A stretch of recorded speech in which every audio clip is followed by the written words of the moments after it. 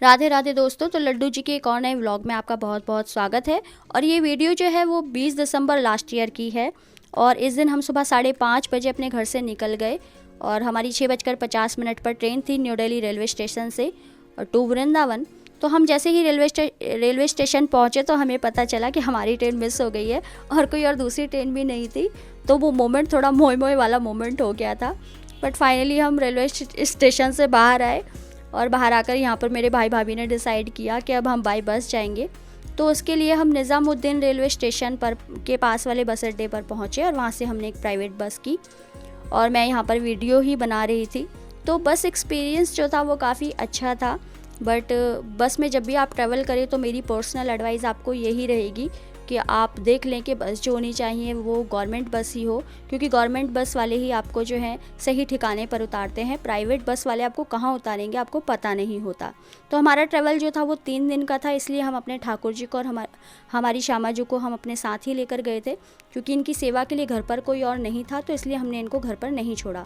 तो 3 दिन के लिए इनका जो भोग प्रसाद था वो मैं घर से ही बना करके ले गई थी और इनका सारे सामान के साथ हम इनको लेकर गए थे।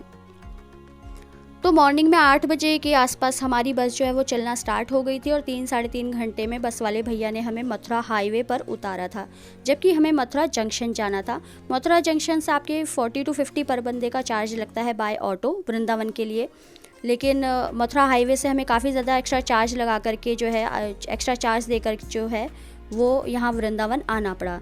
तो प्रेम मंदिर के पास में ही एक जगह है, पापड़ी चौराहा करके जगह है, तो वहीं पर जो है हमने अपना होटल लिया। फाइनली 1:30 बजते बजते हमें ये होटल मिला और इस होटल का नाम जो है वो कान्हा पैलेस था और ये होटल काफ़ी हमें पसंद आया। यहाँ की फैसिलिटीज़ जो थी वो काफ़ी अच्छी थी। अदर होटल से थोड़ा सा कॉस्टली था बट काफ़ी अच्छा था। तो मैं तो यहाँ थक कर बैठ गई थी, क्योंकि सुबह 5:30 बजे अपने घर से निकलना था, जिसके लिए हम रात को 2 बजे से ही तैयारियाँ करने लग गए थे।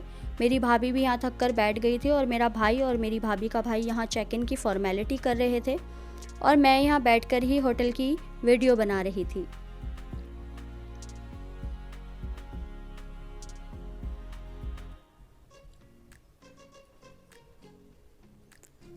सारी फॉर्मेलिटी कंप्लीट करने के बाद हमने रूम में इन किया। हमारा रूम नंबर जो था वो फर्स्ट फ्लोर पर 205 था और ये 2 बेडरूम वाला जो था रूम था।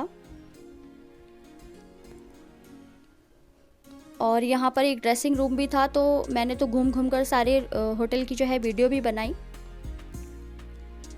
और ये जो ड्रेसिंग रूम था यहीं पर मैंने अपने कान्हा जी का आसन लगाया था और फ्रेश होकर हमने अपने कान्हा जी को भोग प्रसाद उनके आगे पधराया, जल पधराया और उनसे प्रार्थना करके और अपने आप भी हमने थोड़ा बहुत खाया पिया, रेस्ट किया। उसके बाद दोपहर को ही हम निकल गए थे निधिवन को दर्शन करने के लिए, क्योंकि दोपहर के समय निधिवन ही ओपन होता है।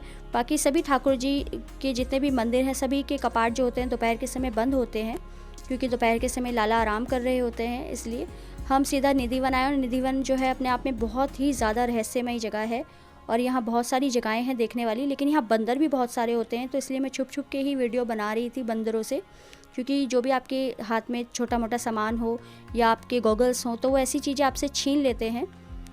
फाइनली हमने रंग महल के दर्शन किए और काफ़ी अच्छे से हमने जहाँ पर बिहारी जी का प्राकट्य हुआ था वो जगह भी हमने बहुत अच्छे से देखी। और अच्छे से निधिवन के दर्शन करने के बाद हम सीधा यमुना महारानी जी के दर्शन करने के लिए पहुँचे। और जब भी आप वृंदावन आए तो आप सबसे पहले रजरानी को प्रणाम करें, उसके बाद अब आप यमुना महारानी जी के जरूर दर्शन करें, उसके बाद ही आप बिहारी जी के दर्शन करें। तो हमने यहाँ पर वोटिंग की और वोटिंग करते समय हमें बहुत ज़्यादा आनंद आया, बहुत अच्छा लगा। अगर आपको नहीं पता तो मैं आपको बता दूं कि श्री यमुना महारानी जी जो हैं वो कृष्णचंद्र की पटरानी हैं और यमुना महारानी जी के जल में इनके तट पर श्री ठाकुर जी महाराज ने बहुत सारी लीलाएं की है। पूरा ब्रजकोश ही श्री ठाकुर जी की लीला स्थली कहलाता है। ब्रजकोश में श्री राधा रानी की मर्जी के बिना आप प्रवेश नहीं कर सकते, भले ही आप दुनिया घूम लो, आप कहीं भी चले जाओ, पर वृंदावन आप श्री राधा रानी की मर्जी के बिना नहीं आ सकते। तो आपको एक बार श्री राधा रानी से प्रार्थना ज़रूर करनी चाहिए कि वो आपको यहाँ पर बुलाएं। तो यमुना महारानी जी के दर्शनों के बाद हमने बांके बिहारी जी के दर्शन किए। वहाँ बहुत ज़्यादा भीड़ थी और बंदर भी थे, तो मैं वहाँ की वीडियो नहीं बना पाई। उनके दर्शन करने के बाद हम यहाँ आए श्री राधा रमन लाल जी के दर्शन करने के लिए। तो यहाँ पर संध्या श्रृंगार आरती हो रही थी जिस समय हम आए। और ये राधा रमन लाल जी जो हैं, मुझे वृंदावन के सभी ठाकुरों में सबसे ज़्यादा प्यारे लगते हैं और मेरा दिल करता है इनको उठा करके मैं अपने घर ले जाऊँ। ये मुझे बहुत प्यारे लगते हैं। श्री राधा रमन लाल जी के दर्शन करने के बाद हम श्री राधा वल्लभ लाल जी के दर्शन करने के लिए आए, जो कि हमारे गुरुदेव के इष्ट हैं, तो इसलिए हमारे भी इष्ट हुए। और मैंने इनके बहुत अच्छे से दर्शन किए, पास से भी किए, दूर से भी किए, और 2 दिन मैंने इनके दर्शन लगातार किए थे। तो राधा वल्लभ लाल जी इतने सुंदर लग रहे थे, इतने प्यारे लग रहे थे हमारे चटक मटक ठाकुर जी, कि इनके ऊपर से नज़रें हट ही नहीं रही थी और बस दिल कर रहा था कि इनको देखते ही जाए। फिर बिहारी जी के दर्शन करने के बाद हम बिहारी जी के पास ही एक रेस्टोरेंट था, शुद्ध सात्विक रेस्टोरेंट था, तो हम यहाँ थोड़ा बहुत कुछ खाने के लिए आ गए क्योंकि हमें भूख लग गई थी और हम सुबह से बहुत ज़्यादा थके हुए भी थे।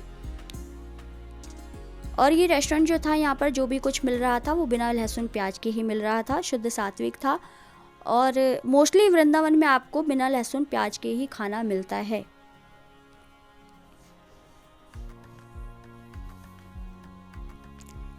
फिर उसके बाद हम अपने होटल रूम की तरफ आ गए थे और थोड़ा सा हमने रेस्ट किया, चेंज वेंज किया होटल रूम पहुंच करके। फिर हमने डिनर ऑर्डर किया था और डिनर करने के बाद हम बहुत ज़्यादा थके हुए थे तो हम सो गए थे। फिर नेक्स्ट डे अर्ली मॉर्निंग हम उठे थे और उठ करके फ्रेश होकर तैयार होकर हमने अपने ठाकुर जी का श्रृंगार किया, उन्हें तैयार करके बिठाया, उनके आगे पूरा दिन का भोग प्रसाद पधराया, जल पधराया, उनसे प्रार्थना की और फिर उसके बाद हम अपनी पेट पूजा के लिए होटल से निकल गए थे। तो ये इस दिन हमें नेक्स्ट डे हमें जाना था बरसाना धाम। तो उससे पहले हम ये प्रेम मंदिर के सामने ही, जस्ट प्रेम मंदिर के अपोजिट ही एक सामने रेस्टोरेंट था, जो कि ये भी रेस्टोरेंट शुद्ध सात्विक ही था, तो यहाँ पर हम कुछ खाने पीने आ गए।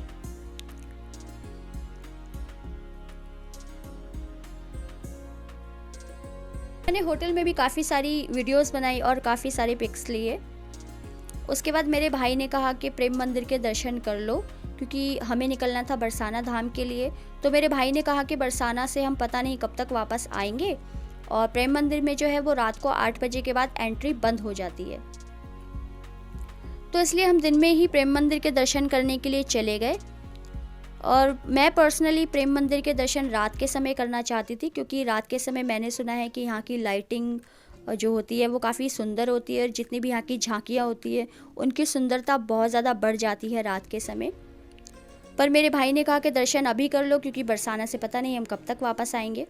तो प्रेम मंदिर घूमने के बाद प्रेम मंदिर के सामने से ही ये ऑरेंज कलर की जो है बसेस चलती हैं, और ये गवर्नमेंट बसेस हैं, बरसाना धाम के लिए चलती हैं। तो हम इसी बस में जो है बरसाना के लिए चले गए और इस बस में जो है वो 70 रुपीज़ पर बंदे का जो था टिकट लगा था बरसाना के लिए। बस में काफ़ी ज़्यादा रश था, लेकिन परिक्रमा मार्ग पर बस काफ़ी जो है खाली हो गई थी।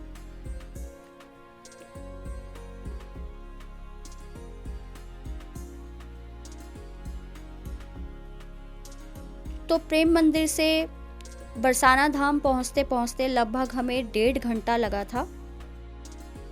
बस वाले भैया काफ़ी आराम से चला रहे थे, इसलिए हमें 1.5 घंटा लग गया था। फिर जैसे ही बरसाना धाम लग गया था, वैसे ही श्री जी का महल दूर से ही नज़र आने लगा था। उसके बाद जो है बस से उतरकर भी हमने बैटरी की, क्योंकि लगभग 1 किलोमीटर के अराउंड जो है और हमें आगे जाना था, जो कि बैटरी से ही जाया जाता है। तो हम फर्स्ट टाइम यहाँ पर बरसाना धाम आए थे। उसके बाद बैटरी वाले भैया ने हमें यहाँ पर उतार दिया था और यहाँ से जो है पैदल यात्रा शुरू होती है। तो थोड़ा सा जो है चढ़ाई पर चढ़कर जाना पड़ता है, क्योंकि श्री जी का जो महल है वो ब्रह्माचल पर्वत पर है। अगर आपको नहीं पता है तो मैं बता दूं कि श्री जी का महल जो है वो एक पर्वत पर है और उस पर्वत का नाम जो है ब्रह्माचल पर्वत है। ब्रह्माचल पर्वत को साक्षात ब्रह्मा जी का रूप मानते हैं। तो लगभग 100-150 सीढ़ियाँ थी जिनसे हम चढ़कर गए थे। वैसे बिना सीढ़ियों वाला भी एक रास्ता है, पर हम ये सीढ़ियों वाले रास्ते से ऊपर गए थे।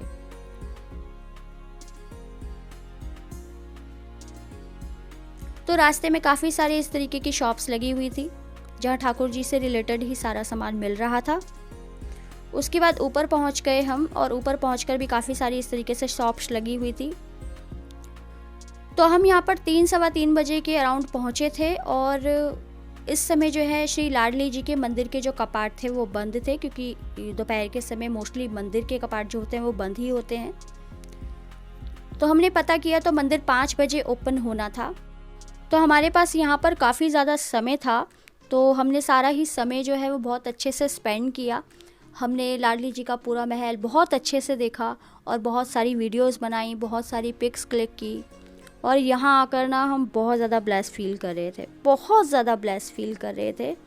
मतलब बहुत सारे ऐसे लोग होते हैं जो वृंदावन के इतने पास रहते हुए भी कभी भी वृंदावन नहीं आते, कभी भी वो ब्रज कोस के अंदर एंटर तक नहीं कर पाते, मथुरा भी नहीं आ पाते, कभी भी वो ब्रज कोस के अंदर एंटर तक नहीं कर पाते। क्यों? क्योंकि श्री राधा रानी की इच्छा ही नहीं होती उनको बुलाने की, इसलिए कभी किसी का ध्यान ही नहीं जाता।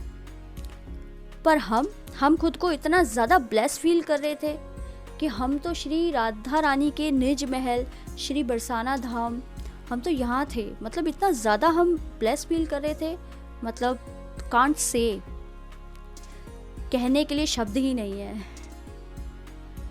तो ये देखिए, ये वही सीढ़ियाँ हैं जहाँ इतने सारे सेलिब्रिटीज़ ने जो है काफ़ी सारी वीडियो की शूटिंग की है, और यही वो सीढ़ियाँ हैं जहाँ से ऊपर जाकर श्री राधा रानी जी के दर्शन करते हैं।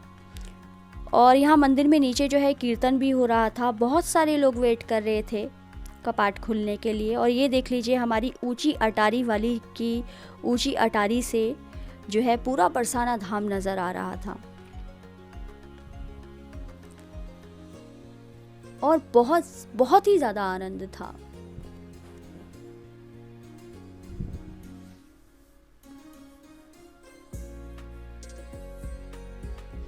तो मैं सभी के लिए दुआ करूंगी कि श्री राधा रानी सभी को अपने श्री वृंदावन और श्री बरसाना धाम बुलाएं, सबको अपने दर्शन कराएं, सब पर कृपा करें।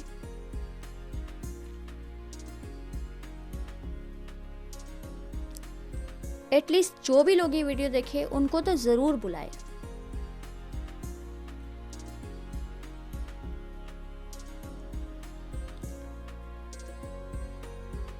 तो 5 बजे जब मंदिर के कपाट खुले थे ना, तो उस समय बहुत ज़्यादा रश हो गया था। तो हमने और लगभग आधा घंटा और वेट किया, थोड़ा सा भीड़ हल्की हो जाए, इसलिए हमने थोड़ा वेट किया।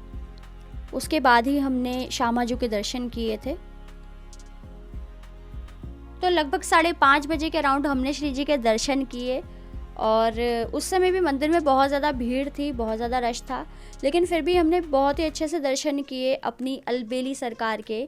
और श्री जी के महल से मुझे प्रसादी माला भी मिली, जिसकी वजह से मैं बहुत ज़्यादा ब्लेस फील कर रही थी, बहुत ज़्यादा ब्लेस फील कर रही थी। और फिर 6 बजे के अराउंड हम वापस अपने होटल रूम के लिए वहाँ से रिटर्न हुए, और हमने वहाँ कुछ खाया पिया भी था। तो लगभग 8 बजते बजते हम वापस वृंदावन पहुँचे, और वृंदावन पहुँचकर जो है मेरा भाई और मेरी भाभी का भाई जो है होटल रूम चले गए थे, और मैं और मेरी भाभी बिहारी जी गए थे। वहाँ हमें ठाकुर जी का कुछ ज़रूरी सामान लेना था, और हमने राधा वल्लभ जी के दर्शन भी किए थे। फिर वापस होटल रूम हम आए, और उसके बाद हमने अपने ठाकुर जी को भोग दिया, फिर रात को उनको शयन कराया, और ख़ुद भी हमने डिनर किया, और फ्रेश होकर के फिर हम सो गए थे। और ये सब की मैं वीडियो नहीं बना पाई क्योंकि मेरे मोबाइल की बैटरी ख़त्म हो गई थी। फिर नेक्स्ट डे हम जो है वापस अपने घर की तरफ निकल गए। तो वापस घर आने का तो बिल्कुल भी दिल नहीं कर रहा था, लेकिन वापस तो आना ही था। फिर अपने दिल में सभी मोमेंट्स को कैद करके, और अपने मोबाइल में भी काफ़ी सारी यादों को कैद करके हम वापस अपने घर की तरफ निकल गए। तो मैंने कोशिश की कि मैं ज़्यादा से ज़्यादा मोमेंट्स को अपने वीडियो में जो है कैद कर लूँ, बट फिर भी मैं यहाँ पर सभी मोमेंट्स को कैद नहीं कर पाई। तो ये एक लड्डू गोपाल जी मुझे वहाँ मिले थे। ये एक लड़की के लड्डू गोपाल जी थे, और इनका नाम था लड्डू बाबू। तो इनके साथ भी मैंने यहाँ पर एक पिक ली। तो कहते हैं ना कि जिसको एक बार वृंदावन का रंग लग जाता है, फिर उसे कुछ और नहीं सुहाता, उसे बिहारी जी के, श्री जी के सिवा और वृंदावन के सिवा कुछ भी और अच्छा नहीं लगता। तो मैं आप सभी के लिए प्रे करूँगी कि राधा रानी एक बार आपको आपकी लाइफ में ज़रूर वृंदावन बुलाए, ज़रूर बरसाना धाम के दर्शन कराए। सो आई होप आपको ये वीडियो अच्छी लगी हो। वीडियो अच्छी लगी हो तो वीडियो को लाइक कीजिए, शेयर कीजिए, चैनल पर नए हैं तो सब्सक्राइब कीजिए। मिलेंगे नेक्स्ट वीडियो में। बहुत जल्द, जब तक के लिए राधे राधे, हरे कृष्णा।